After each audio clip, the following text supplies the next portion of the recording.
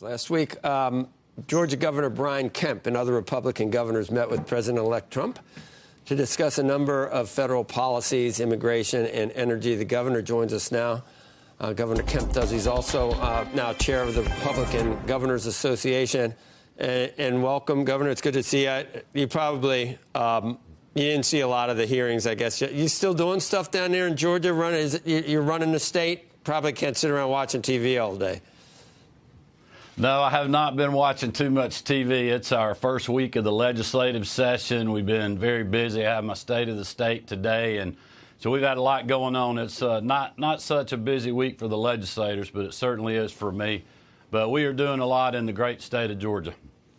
The nominee for Treasury Secretary is going to be on in front of the Congress at 10:30 a.m. He's from South Carolina, the Low Country, so that's not a whole lot different than some parts of Georgia, just north, or I guess northeast of where you are most of the time. He said some interesting things. This is one thing that Scott Bessent said. President Trump was the first president in modern times to recognize the need to change our trade policy and stand up for American workers. Do you think tariffs are the way to do that, Governor? Well, I can tell you this. If you think back when President Trump first got elected, I mean, he was the one that was really right on China. He was the one that I think got elected because he was fighting for the American worker.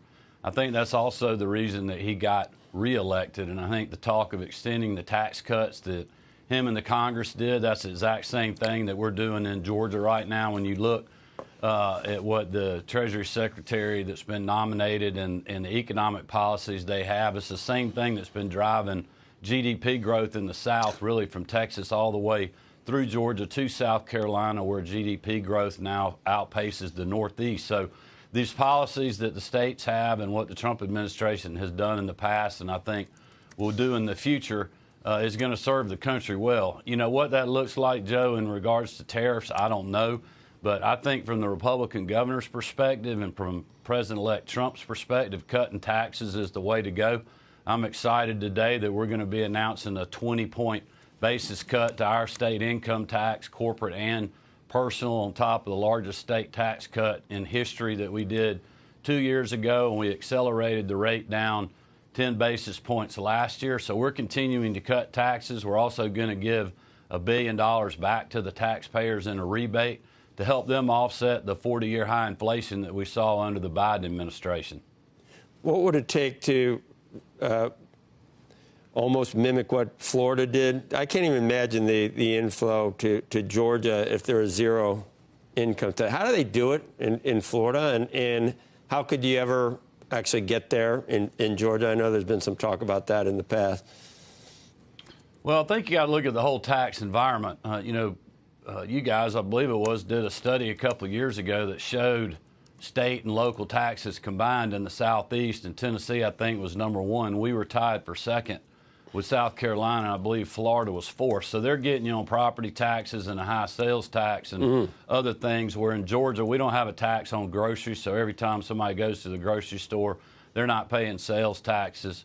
Our farmers are not paying sales tax when they buy inputs and equipments, which makes our number one industry in our state very competitive. Large manufacturers don't pay sales tax on energy. And Georgia, as you know, with 2 new nuclear reactors, has plenty of energy. And that's why we've been able to get large manufacturers like Hyundai and other things. So it's really a different competition that we have, especially with a state like Florida that's done incredible, because you have a lot of migrating people going down there, a lot of high-wealth people going down there, and retirees. We're just a little bit different state. We're probably competing more on the economic front with states like South Carolina and Tennessee.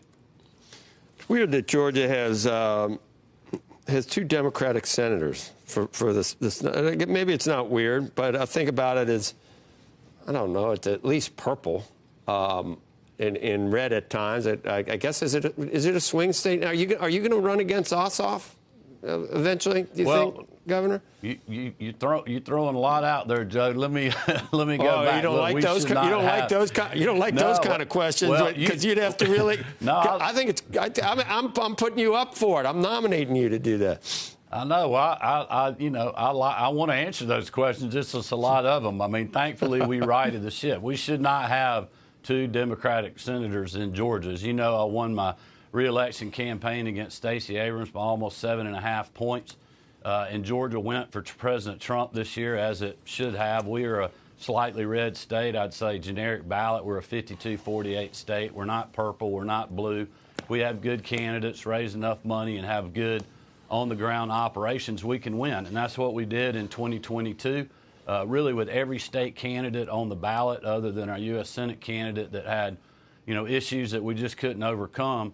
But we did that again in 2024. So if you look at the last two general election cycles for a governor's race and President Trump's reelection, we have beat the Democrats. And that's what we're going to continue to do. And we're going to continue to do that by focusing on policies that Georgians are talking about and Americans are talking about at the kitchen table. And that is cutting taxes. We're going to do that again. That is making sure that we have safe communities, helping partner with President Trump to secure the border, making sure that we're supporting our standing in the world and have less regulation and a great business environment, which we've been named the #1 state in the country for business for 11 years in a row now by Area Development Magazine. And, we're very high in the CNBC rankings as well. And so we're in a competition down here in the Southeast to make sure we're keeping our business environment and a great place to live, work, and raise your family. I mean, AI is pretty amazing. I'm trying to. It doesn't say here you're running officially, but certainly AI doesn't say that. No, certainly sounds like it though. You're term limited. Well, that's probably strong potential I'm candidate. It's 2026, and it basically says. I'm just going to read between the lines. It basically says you should.